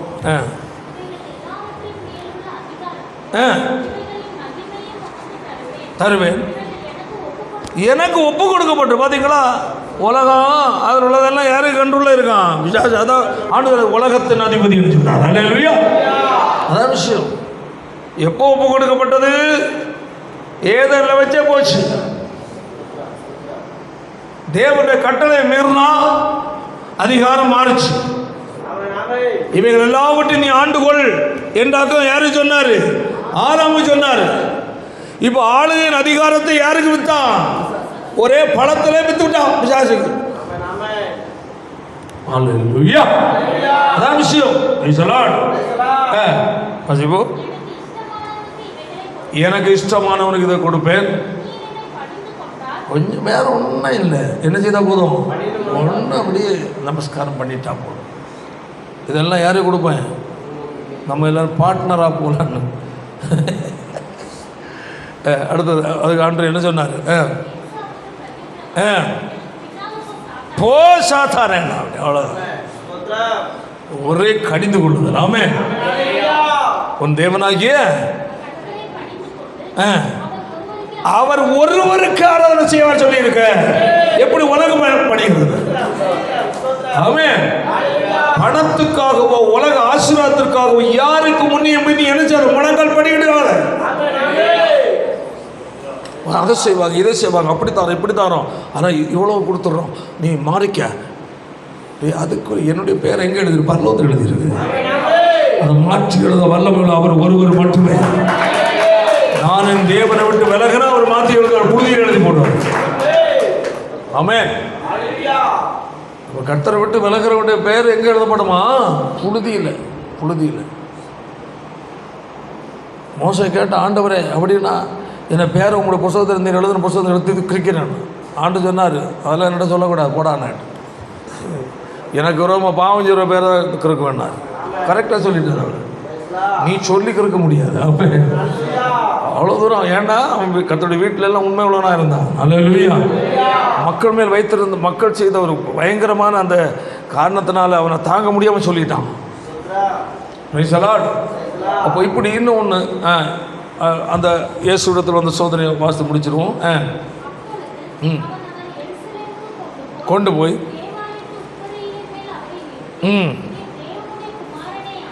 பாருங்க, அங்கே அடுத்ததும் போடுறான் பாருங்க ஒரு பிட்டு. நீ தேவனுடைய குமாரனா இருந்தா தாழ குதியும். தூதர்களுக்கு கட்டளையிடுவார், அவர்கள் கல்லில் இடாதபடிக்கு ஏந்தி கொண்டு போவாங்களே சொல்லியிருக்கேன். அவன் என்ன சொன்னார்? தேவனாய கர்த்தர் என்ன செய்யாத, பரீட்சை பாராத சொல்லப்பட்டிருக்க. அப்போது 3 விதத்தில் இயேசுவை என்ன செய்ய? சோதிக்க. அப்படி என்றால் பிதாவின் திட்டத்தை அழிக்க. ஆமென். இயேசுவை திசை திருப்ப. ஆமென். ஆமென்.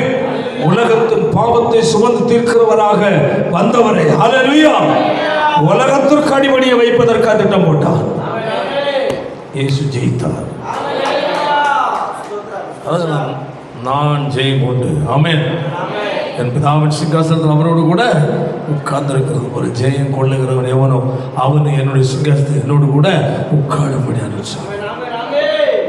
பார்த்தீங்களப்போ நம்ம ஆண்டவர் ஜெயித்தாரது. நம்முடைய சூழ்நிலையை அறிந்து தான் சத்துரு கிரியிச்சு. அதுக்கு தான் நமக்கு என்ன புத்தி தேவை? தெளிந்த புத்தி. சில நெருக்கம், ஏனென்றால் பிதாவாய் தேவனுடைய திட்டத்தை நிறைவேற்ற சித்தத்தை நிறைவேற்ற வந்தவர் இயேசு. ஆமென். அப்போ பிசாசத்தை அடையாளம் கண்டுகொண்டு அதை தடுக்க எவ்வளவோ இஷ்டப்படுத்தான். கடைசியில் அவர் சிலுவையில் மறித்தோன்னே சரி அவ்வளோதான், முடிஞ்சு போச்சு. எப்பா கல்லறைக்கெல்லாம் காவல் வை, சிலுவை போர் சேவர் அனுப்பு, துப்பாக்கி இட்டுக்கூட முடிஞ்சு போய் இயேசுக்கு காரியம் முடிஞ்சுன்னு பிசாசு நிற்கிறான் சந்தோஷமா. 3ஆம் நாள் அல்லேலூயா கல்லறை திறந்தது. ஆமென். சத்துருடைய வல்லமை அழிக்கப்பட்டது. ஆமென். அல்லேலூயா. அதாவது இதே போல தேவன் உன் வாழ்க்கையில் உன்னை கொண்டு சபைக்குள்ளேயோ தேசத்திலேயோ குடும்பத்திலேயோ எதையாகிலும் ஒன்றை செய்வதற்காக உன்னை தெரிந்து கொண்டு அபிஷேகித்து வைத்திருக்கிறதை சத்துரு புரிந்து கொள்வான். புரிந்து கொண்டார் உனக்கு எதிராக அவன் என்ன செய்வான்? பல. ஏனென்றால் அவனுடைய நோக்கமே ஒரு விசுவாசியின் வாழ்க்கையிலையும் தேவனுடைய சித்தம் என்ன செய்யக்கூடாது? நிறைவேறக்கூடாது. ஒரு ஊழியக்காரனுடைய வாழ்க்கையிலும் தேவனுடைய சித்தம் நிறைவேறக்கூடாது. தேவ சித்தத்தில் இருந்து ஒன்னி என்னையும் புரட்டி தள்ளுறதுக்கு திட்டம் போடுறவன் தான் சாத்தான். அது பிரச்சனையை கொண்டு கொடுக்கலாம், அல்லது தேவை சம்பந்தமான காரியத்தை கொண்டு கொடுக்கலாம், அல்லது குடும்பத்துக்குள்ளே ஏதாவது ஒன்று கொண்டு வரலாம், அல்லது பிள்ளைகள் மூலமாக ஏதாவது காரியத்தை உள்ள கொண்டு வரலாம். ஏதாவது நிலையில் ஒன்றை களங்கப்படுத்தணும், கர்த்தரை விட்டு விலக்கப்படணும். ஆமென். கையை வைத்தால் தேவனுடைய பிள்ளைகள் இதில் எப்படி இருக்கணும்? தெளிந்த புத்தி. ஏனென்றால் நாம் தேவன் வைத்திருக்கிற வைராக்கியம், ஆழமான தீர்மானங்கள், ஆழமான வைராக்கியங்கள். அந்த வைராக்கியத்தின் தீர்மானத்தையும் நாம் தேவன் வைத்திருக்கிற அந்த பற்றுதலையும் சத்துரு புரிந்து ஆமென் நம்மை திசை திருப்ப தேவன் மேல் இருக்கிற வைராக்கியத்தை விட்டு விலக்குவதற்கு அல்லேலூயா. சில நேரம் சாத்தா எடுக்கிற ஆயுதம் குழந்தைகளே இருக்கும். நாம் பெற்றெடுத்த பிள்ளைகளை இருக்கும்.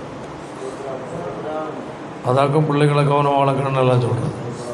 ஆமென்.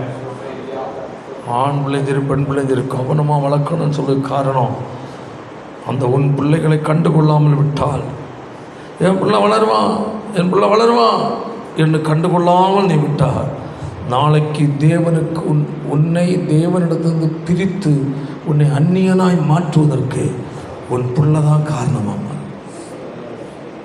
புரியுதா? அதாக்கும் சத்துரு குடும்பத்துக்குள்ள நுழையாதபடி விழிப்பாயிரு. பிள்ளைகள் மூலமாய் வருகிற காரியம் எதுவாக இருந்தாலும் எச்சரிக்கையாரு. கண்டுகொள்ளாமல் விடாதே, கண் சாடைய விடாதே. குற்றம் என்றால் குற்றத்தை குற்றம் என்று சொல்லி கிளியர் பண்ண கட்டுங்க. ஆமென். குற்றத்தை மூடி மறைக்காதே. தன் பாவங்களை மறைக்கிறவன் தவறாக சுட்டி காட்டி புரிய வச்சு ஆள வச்சு மனம் திரும்ப வச்சு விடு. ஐயோ நான் திட்டுனா வலிக்குமே. அப்போ தன் பிள்ளைகள் செய்கிற தவறை கண்டுகொள்ளாமல் விடுவது தாய் தகப்பன் அல்ல, பெற்றோர் அல்ல. அது தவறு. ரொம்ப விழிப்பாக இருக்கணும். ஏன்னா உண்மையில் தேவன் வைத்திருக்க திட்டத்தை ஆமென் இல்லாமல் பண்ண ஆமென் சத்துரு சில நேரம் அப்படி எடுப்பான். அல்ல உலக மனுஷன் மூலம் எடுப்பான், ஒரு சம்பாத்தியத்தின் மூலம் எடுப்பான், அல்ல பண ஆசையின் மூலமாக எடுப்பான். அல்லேலூயா. ஒழுங்காக கஷ்டப்பட்டு வேலை செய்து சம்பாதிச்சு 10 ரூபாயை கொண்டு வந்து 2 ரூபாய் செலவு பண்ணிவிட்டு 3 ரூபாயை ஒதுக்கி வச்சு மீதி அப்படி வாழ்ந்துட்டு இருந்தேன். சத்துரு பார்ப்பான், இவன் எப்படி இவனுக்கு தேவை இப்போ பணம். இந்த பணம் சம்பாதிக்க வைக்கணும்னா ஏதாவது பிஸ்னஸ் ஏரியாவிலேயோ சம்பாத்தியத்துக்குரிய ரூட்டில் இவனை மைண்டை மாற்றி விடும். ஒன்றும் இல்லைன்னா இதான் கமிஷன் பிஸ்னஸ். என்னது? ஆமாம், கமிஷன் பிஸ்னஸ். என்னது? சரி, சிலவங்க ரியல் எஸ்டேட். என்னது? ஆமாம், சொத்துக்கு புரோக்கராக வேலை பார்க்குறது. என்னங்க அது? எவ்வளோ ஃபஸ்ட்டில் புரோக்கராக இடத்த காட்டி கொடுப்பாங்க, 10 ரூபா கொடுப்பாங்க, எல்லாம் வாங்கி பாக்கெட்டில் போட்டு போகணும். கொஞ்சம் அலாட் எடுக்கணும். 4 நாள் கொஞ்சம் ஒரு சில மாதங்கள் போச்சு, வருஷம் போச்சு, பழகியாச்சு. சரி, ஒரு காரியம் செய்யலாம், நம்ம 1 லட்ச ரூபா கொடுத்து அட்வான்ஸ் பண்ணி போடும். மேக்ஸிமம் ஒரு விலைக்கு பேசி அட்வான்ஸ் பண்ணி போடுவோம். 3 மாதம் 6 மாதம் என்ன இருக்குது, டைம் இருக்குது, அதுக்குள்ளே லாபத்தை வித்துடலாம். நல்ல ஐடியா தானே? இல்லை, இந்த பண ஆசையாக்கம் கொண்டு போன பேய்க்க மகனாக மாற்றிடும். அப்படி நிறைய பேர் என்று கிறிஸ்தவத்தில் இல்லாமல் போனோம். நிறைய பேர் பண ஆசை எல்லாம் தீமைக்கு வேறு. உனக்கு தேவன் கொடுக்கிறாரா? அல்லேலூயா. பாருங்க, போதும் என்கிற மனதோடு கூடிய தேவ பக்தி. எனக்கு ஆண்டவர் கூட கஷ்டப்பட்டு தான் நான் எனக்கு 10 ரூபா வருது, போதும். ஆமென். கஷ்டப்படாமல் வருவது எனக்கு வேண்டாம், எனக்கு ஆண்டவர் கொடுக்கறது மட்டும் போதும். ஆமென். குறைவான வருவாயா இருக்கும், இதுல இருந்து 6 வயத்துக்கு சாப்பிட்றேன்னா போதும். அப்படியும் சம்பாதிச்சு முழு வயத்துக்கு சாப்பிடுயா, நான் சுகர் கம்ப்ளைண்ட் விலைக்கு வாங்கணும். அல்லேலூயா. தேவனுடைய பிள்ளை ஜாக்கிரதை, நேர்மையாக வாழு, ஏமாத்து சம்பாதிக்காத, பண ஆசைக்காக போய் பேசி புரட்டல் பேசி வாங்காத. ஆமென். எந்த காரியம் அதிக லாபம் கிடைக்கும் என்று சொல்லி பிறரை நீ ஏமாற்ற பார்க்காத, நியாயமா இரு. ஆமென். அல்லேலூயா. ஒரு பிசினஸ் சென்டர் வச்சிருக்கிறாங்களா, அதில் என்ன விலை விற்கிறாங்க? ஒரு பொருள், குறிப்பிட்ட பொருள் அவன் ஒரு 75 ரூபாய்க்கு வாங்கி அவன் 150 ரூபாய்க்கு விற்கிறானா, அது ஒரு 5 ரூபா நீ கம்மியாக இல்லை. ஆமாம், ஆமாம், அதுக்கு மேலே போகாது, உள்ளவில்லை. ஆமாம். போக்குவரத்து செலவு எல்லாம் போக எவ்வளோதாங்க மீதி வருது, வரட்டும், போதும், அது போதும். பார்த்தீங்களா? இப்போ நியாயமான தொழில், நியாயமாக வாழ, ஏமாத்தாத, பொய் சொல்லி ஏமாத்தாத, புரட்டல் சொல்லி ஏமாத்தாத. அது ஒருபோதும் ஆசீர்வாதமாக மாறாது, அது நம்முடைய வாழ்க்கையில் தீமையாக மாறும். அதனால் அல்லேலூயா, இயேசு ஜெயித்தார். சரீர பிரகாரமாய் உலக பிரகாரமாய் எல்லா நிலைகளையும் அவருக்கு எதிராக வந்ததை அவர் ஜெயித்தார். ஆமென். அதுபோல தேவனுடைய பிள்ளைகளை நாமும் சின்ன காரியமோ பெரிய காரியமோ தேவன் துக்கப்படுகிற எந்த காரியமும் எனக்கு வேண்டாம். குறைவானதாக இருந்தால் அது போதுமானது. என்ற முழு திருப்தியோட வாழ கற்றுக்க, அப்போ பூமியை உனக்கு சமாதானமாக இருக்க முடியும். அல்லேலூயா. பரலோக ராஜ்யத்துக்கு போக முடியும். தேவ பிள்ளைகள் நம்மை ஒப்புக்கொள்வேன். எங்கள் பரிசுத்தமுள்ள நல்ல பிதாவே, கர்த்தாவே, இந்த ஆசீர்வாதம் நல்ல நாளுக்காய் ஸ்தோத்திரம். இன்று நாளில் நம்முடைய சமூகத்தில் வந்த நிரம்பதை மட்டுமாக கர்த்தர்களை ஆசீர்வதித்தேன். பேசின கர்த்தருடைய வார்த்தைகளுக்காய் ஸ்தோத்திரம் ஆண்டவரே. ஆமென். அழிந்து போகிற போஜனத்திற்காக, உலகத்துக்குரிய காரியங்களுக்காக, தேவனுடைய சித்தத்தை விட்டு, தேவ திட்டத்தை விட்டு வழி விலகி போய்விடாதபடி ஆமென். கர்த்தர் வைத்த ஸ்தானத்தில் ஆமென், கர்த்தர் கொடுக்கிற நன்மைகளை அனுபவித்து ஆமென், தேவ ராஜ்யத்துக்கு அவங்க தகுதி உள்ள வாழ கர்த்தர் கிருபை தருவீராக. இந்த உலகமாகிய வன் சமுத்திரத்தில் எங்களுடைய விசுவாச கப்பலாகிய படகு இந்த உலகத்தில் மூழ்கி போகாதபடி, உலக ஆசை, உலக இச்சை, உலகத்துக்குரிய மேன்மைகள், உலகத்துக்குரிய சிற்றின்பங்கள் நம்பி படகு மூழ்கி உலகத்தில் முடிந்து போய்விடாதபடி என்ன நோக்கத்திற்கு கர்த்தர்கள் அழைத்தீரோ ஆமென், அந்த நோக்கத்தை அடைகிறது வரையிலே ஆமென், பவுலை போல ஆமென் இலக்கு நோக்கி தொடர கர்த்தர் கிருபை தருவீராக. ஒவ்வொரு கர்த்தர் ஆசீர்வதியும் சமாதானத்துடன் இயேசுவின் மூலம் ஜெபிக்கிறோம் பிதாவே. செல்லுவதே அது மகிழ்ச்சியை தந்திடுதே. என் சபையுடனே உம்மை துதித்திடவே கிருபையும் கிடைக்கிட்டதே.